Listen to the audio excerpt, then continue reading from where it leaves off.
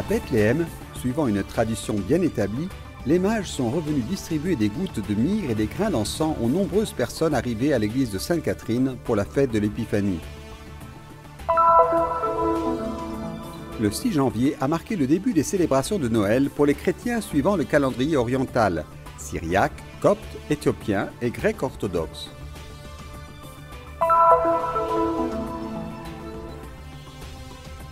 Les ministères du tourisme israélien et palestinien ont enregistré un nouveau record du nombre de touristes en Terre Sainte en 2019, plus de 4,5 millions, soit 10,6% de plus que l'année précédente.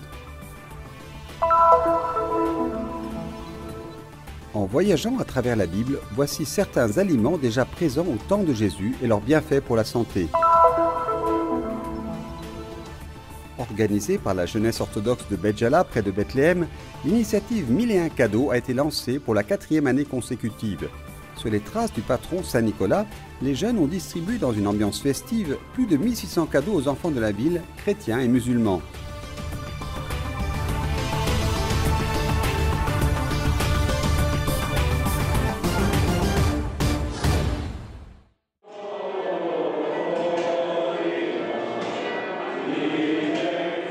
Pour des raisons évidentes, il manque l'or, mais à part ça, selon une tradition bien établie, 3 mages franciscains spéciaux sont revenus pour distribuer leurs cadeaux aux fidèles le jour de l'Épiphanie.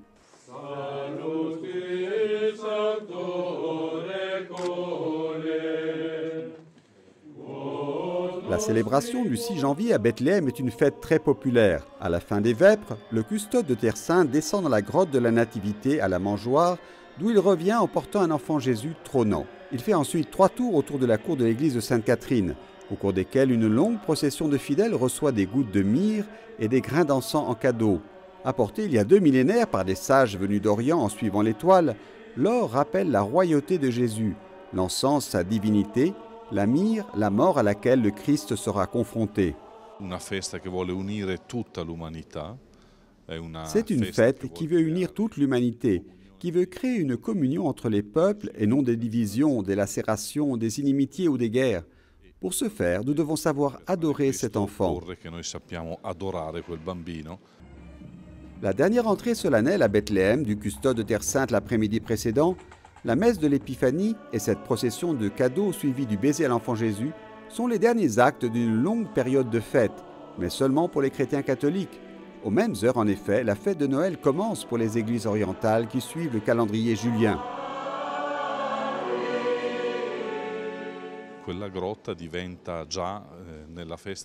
Avec la fête de l'Épiphanie, cette grotte manifeste déjà la capacité de l'enfant Jésus d'attirer tous les peuples. Elle devient également le signe de la possibilité de l'unité dans le futur, mais déjà en partie présente, de l'Église. L'Épiphanie est donc un temps de bilan pour une ville comme Bethléem, emblème de Noël dans le monde entier.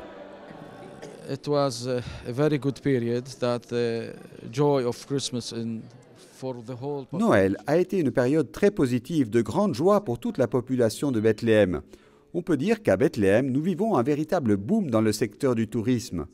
Le côté triste des vacances de Noël est que nous avons besoin de plus de chrétiens pour venir ici, de toutes les parties du monde, mais surtout de la Palestine et de Gaza. Nous ne pouvons pas oublier que nous avons des restrictions de mouvement et nous espérons que l'année prochaine, il y aura plus de liberté de mouvement. C'est notre but.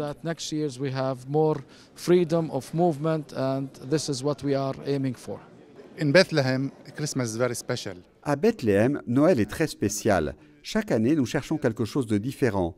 C'est un événement qui s'est produit il y a 2000 ans, mais ce n'est pas une histoire passée, c'est un événement qui continue. Chaque fois que vous visitez la grotte de la Nativité, vous pouvez célébrer Noël à tout moment de l'année. Joyeux Noël à tous!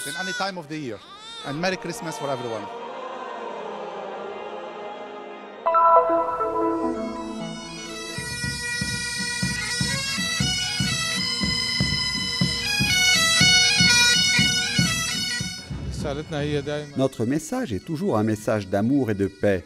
Paix pour le monde entier, si Dieu le veut. Gloire à Dieu au plus haut des cieux et paix sur la terre aux hommes qui l'aiment. Cet hymne angélique a été répété dans la ville de Bethléem le 6 janvier, qui a marqué le début des célébrations de la naissance du Prince de la paix, Jésus-Christ, parmi les chrétiens qui suivent le calendrier oriental, syriaque, copte, éthiopien et grec orthodoxe.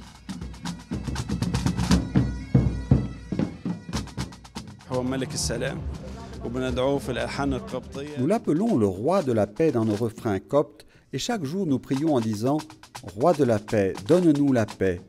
Que le roi de la paix dont nous célébrons la naissance dans la ville de Bethléem donne la paix au monde entier, que toutes les nations et tous les peuples s'unissent pour construire la paix et non la destruction. La ville de Bethléem a ouvert ses bras et a accueilli des centaines de fidèles locaux et étrangers. Leur cœur était rempli de joie et d'attente, espérant un avenir meilleur. Le lien d'amour et de fraternité a prédominé, tandis que la musique des cornemuses et des tambours a rempli l'atmosphère.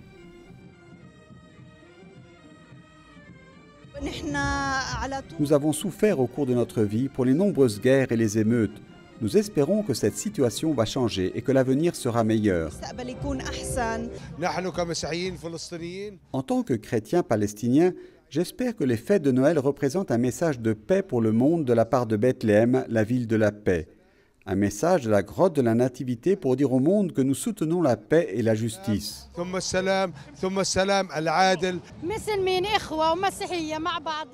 Nous, musulmans, sommes comme des frères pour les chrétiens. Nous vivons ensemble et leur souhaitons une bonne année, santé et bien-être. Nous souhaitons également le meilleur à tous les musulmans. C'est super, c'est une belle expérience. Nous avons célébré Noël le 25 décembre, mais nous sommes heureux d'être ici aujourd'hui. C'est un sentiment qui dépasse notre imagination. Nous voulions vraiment être ici aujourd'hui. C'est fantastique d'être dans ce pays et dans ce lieu chargé d'histoire. Nous venons de Belgrade en Serbie. Nous sommes des chrétiens orthodoxes et c'est notre fête. Je suis très heureux. Être ici en Terre Sainte pendant la période de Noël est une grande bénédiction et une grande expérience.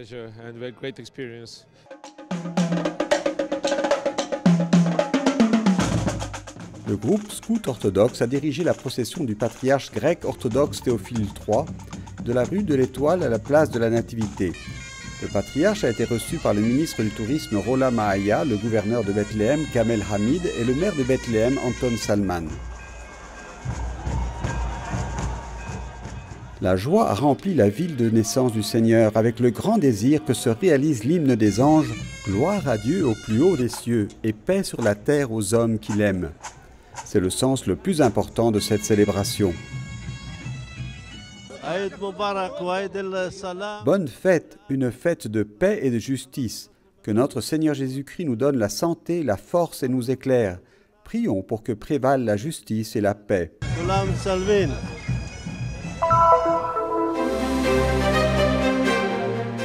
Nous commençons 2020 avec de bonnes nouvelles de la Terre Sainte. Les ministères du tourisme israélien et palestinien confirment le record du tourisme en 2019. Les chiffres sont éloquents. 4 551 600 touristes, 10,6% de plus qu'en 2018.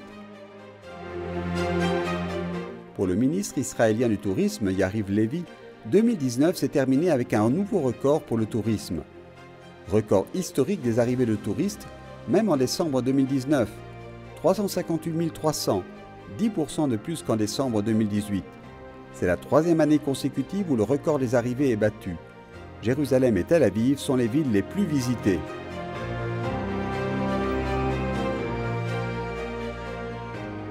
Le ministère israélien du tourisme ne précise pas le nombre de pèlerins, mais la croissance des visiteurs des sanctuaires est visible. Le ministre palestinien du tourisme, Rola Mahaya, a également fait état du record de pèlerins. En raison du grand nombre de groupes, la basilique de la Nativité de Bethléem a prolongé les heures d'ouverture de 3 heures jusqu'à 20 heures.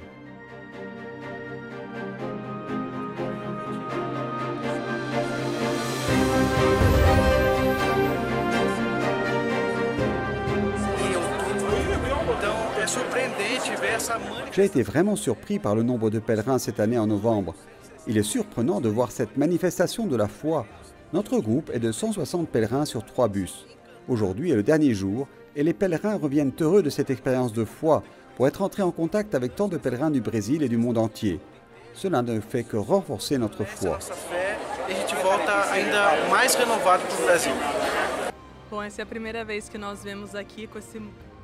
C'est la première fois que je viens ici avec autant de monde. Mais Dieu nous donne la grâce de visiter les lieux saints où nous pouvons faire l'expérience du sacré. Avec beaucoup d'autres, nous nous sommes organisés pour arriver tôt, afin que l'essence de la spiritualité du Saint-Sépulcre soit absorbée par nos pèlerins. Chegamos num horário sossegado para que realmente a essência do local pudesse ser absorvida por cada dos nossos peregrinos. Frère Francesco Patton, custode de Terre Sainte, nous partage les espoirs et les prières pour cette nouvelle année.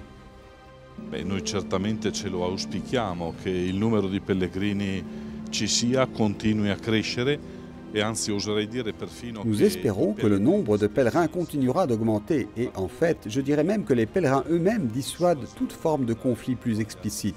J'espère et prie pour que les pèlerins continuent à venir avec foi en Terre Sainte, continuent à venir ici un peu comme les mages guidés par l'étoile, donc par des recherches personnelles, mais aussi guidés par la parole de Dieu, par l'Écriture, pour rencontrer Jésus. Dalla stella, quindi da una ricerca personale, ma guidati anche dalla parola di Dio, dalla scrittura per poter incontrare Gesù.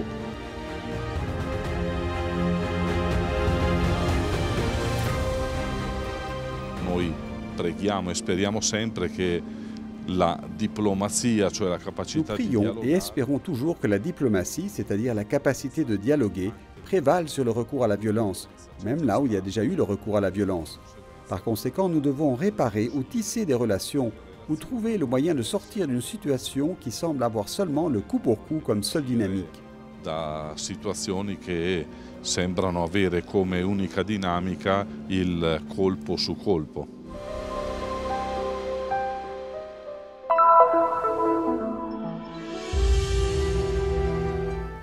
Dans la Bible, certains passages font référence aux aliments consommés au temps de Jésus. La Bible fait allusion, par exemple, à des arbres fruitiers comme l'olivier. À table avec ses disciples, à Emmaüs, le Seigneur rompit le pain. Les évangélistes racontent les miracles de la multiplication des pains et des poissons, mais nous parlent aussi de l'agneau et de nombreux autres aliments qui faisaient partie de l'alimentation de l'époque et qui ont des effets bénéfiques pour notre santé aujourd'hui. No tempo de Jesus, certamente, como em qualquer tempo, qualquer cultura, Comme à toute époque et dans toute culture, Jésus utilisait ou se rapportait aux aliments disponibles dans la région en fonction du climat et de la géographie. de acordo também com a questão climática, geográfica. Cette nutritionniste de la ville de Bethléem, le lieu de la naissance de Jésus, explique les propriétés de certains aliments mentionnés dans la Bible, jugés bénéfiques pour la santé. Fish are very essential because, first of all, they are rich in the omega-3. Le poisson est essentiel, car tout d'abord il est riche en oméga 3. Il est très important pour le système cardiovasculaire, car il aide à prévenir des maladies cardiaques. Les oméga 3 sont également bons pour la vue, sans oublier leur apport en vitamine D. Je pense au saumon par exemple, très riche en vitamine D, et qui contribue à la croissance et à la santé des os. Il est également riche en protéines, et nous savons que les protéines sont bonnes, car elles renforcent et construisent les muscles. Enfin, il est riche en sélénium, qui renforce le système immunitaire. Last, it's really rich in selenium, which is very good for our immune system. Ele foi utilizado por Cristo também em Le poisson a également été utilisé par le Christ dans certains passages de l'Écriture sainte. Nous pensons à la multiplication des pains et des poissons, ou à l'épisode dans lequel le Seigneur ressuscité partage du poisson et du pain avec ses apôtres. come o peixe, com seus apóstolos. As for the olives, well, olives, first of all, they're really low in calories, so that's really... En ce qui concerne les olives, elles ont vraiment une très faible teneur en calories. C'est une très bonne propriété. Deuxièmement, elles sont riches en vitamine E, qui est un antioxydant. Une autre propriété bénéfique des olives demeure dans leurs acides gras monoinsaturés, qui n'ont pas d'effet direct sur le taux de cholestérol. Ce sont de bonnes graisses. La présence de polyphénols, essentiels à la santé du cerveau, est également importante. Nous devrions donner des olives à nos enfants, car elles sont vraiment excellentes pour la santé. our food. One very essential thing is they have something called polyphenols. Polyphenols are very essential for the brain health. Nós estamos aqui na região do Mediterrâneo, onde Nous sommes ici dans la région méditerranéenne, la région d'origine de l'olivier, dont le fruit est l'olive avec laquelle l'huile est fabriquée.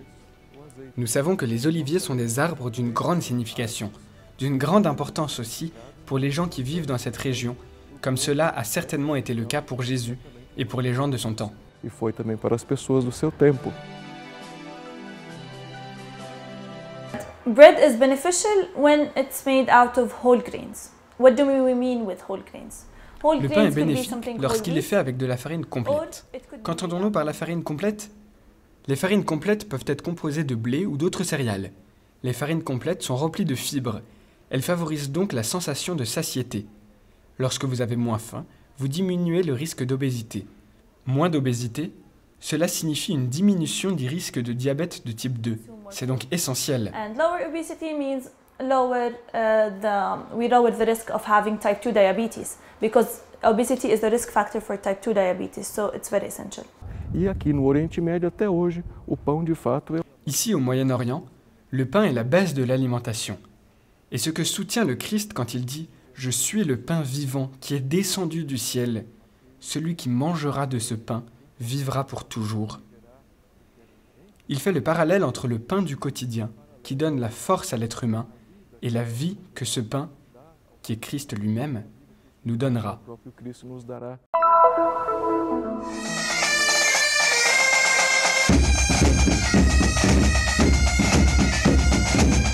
De la joie de la naissance du Seigneur est née l'initiative 1001 cadeaux, conçue pour apporter joie et bonheur aux enfants de la ville de Béjala, près de Bethléem. Sur les traces de Saint Nicolas, le saint patron de la ville, la jeunesse orthodoxe de Béjala a planté dans les cœurs les graines de l'amour du donné, en distribuant plus de 1600 cadeaux aux enfants de la ville. Partout à Béjala, les protagonistes étaient les chansons, la musique des scouts, la danse et les rires.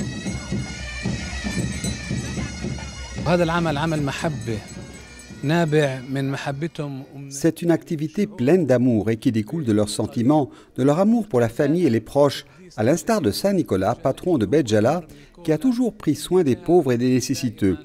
Saint Nicolas est bien connu comme le personnage qui apporte des cadeaux à tous les enfants. Le message de la jeunesse orthodoxe de cette année est que notre Seigneur et Sauveur Jésus-Christ est né ici et il y restera.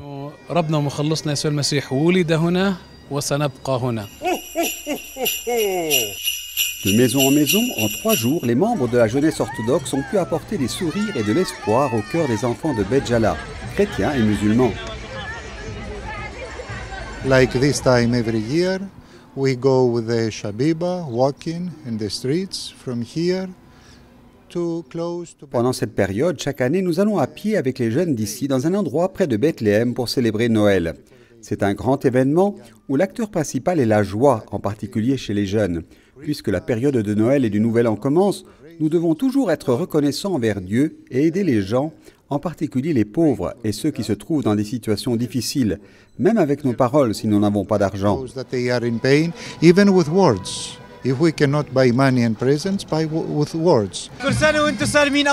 Bonne année, que la paix règne au pays de la paix. Merci pour votre présence. Chaque année, le même jour, nous, les habitants de Béjala, jeunes et vieux, nous nous réunissons ici pour célébrer Noël avec joie et nous demandons à Dieu de donner la paix à tous et une bonne et heureuse année. À la fin de la célébration, le gouverneur de Bethléem, Kamel Hamid, et le maire de Béjala, Nicolas Hamis, accompagnés des prêtres, se sont rendus à l'hôpital public de Béjala et ont distribué des cadeaux aux patients en leur souhaitant un prompt rétablissement. Peu importe le nombre de cadeaux de Noël, ils portent un message, la bonne nouvelle du plus grand des cadeaux pour l'humanité, qui est Christ le Seigneur.